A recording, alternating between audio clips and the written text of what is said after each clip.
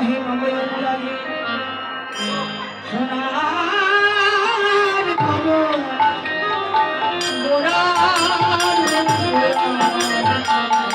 হীরার মাঝে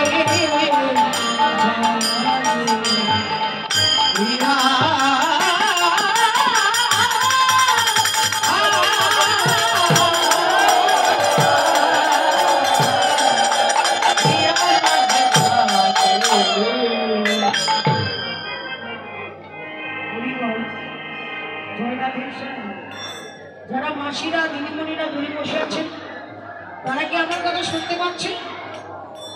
ও দিদিমণিরা, আপনারা কি শুনতে পাচ্ছেন? সবাই শুনতে পাচ্ছেন?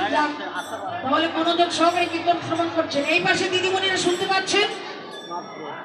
হরিবল। এই যে চেয়ারের দিদিমণিরা, যারা চেয়ারে বসে থাকে তারা হয় চেয়ারম্যান, যারা চকিতে বসে থাকে তারা হয় চকিদার, আর যারা জমিতে বসে থাকে তারা কি হয়? আমরা কোন জমিতে বসে আছি? মা ভগবান জমিতে বৃন্দাবনে বসে আছে। তো যাই হোক, যারা চেয়ারে বসে আছেন তারাও বৃন্দাবনে বসে আছেন, মনোযোগ সহকারে কীর্তন শ্রবণ করছেন।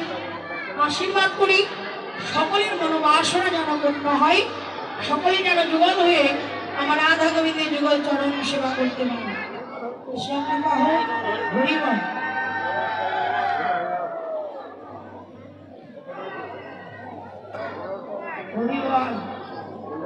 দিদিমণিরা শুনতে পাচ্ছেন? সবাই একটু হাত তুলেন তো দেখি। দেখছি অনেক দিদিমণিরা বাড়ি থেকে দাদাদের সঙ্গে ঝগড়া করে এসেছে, হাত তুলতে পারছে না। হাতে কি মেরেছে? হাতে কি মেরেছে নাকি গো দিদি? তাহলে হাত তুলছেন না কেন? হাত তুলুন সবাই। কীর্তনিয়া দিদিমণি বলেছে বলে হাত তুলছেন তা কিন্তু নয়। আমরা হাত তুলে ভগবানের কাছে প্রার্থনা করি। বলুন তো সবাই, সবাই বলুন, হে কৃষ্ণ করুণা সিন্ধু দীনবন্ধু জগৎ পথে, হে প্রভু তুমি আমাদের পথ দেখাও। আমরা যেন এই বৃন্দাবনে এসেছি, সকলেই যেন তোমার চরণ সেবা করতে পারে।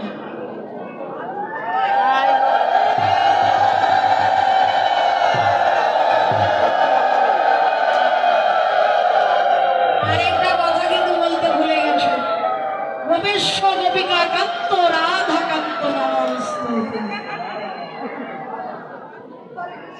ওটা ভুলে গেছেন আপনারা? আপনারাই তো রাধা রানী। যাই হোক দিদিমণি, চলুন এবার বৃন্দাবনে কে কে যাবেন একটু হাত তুলুন তো।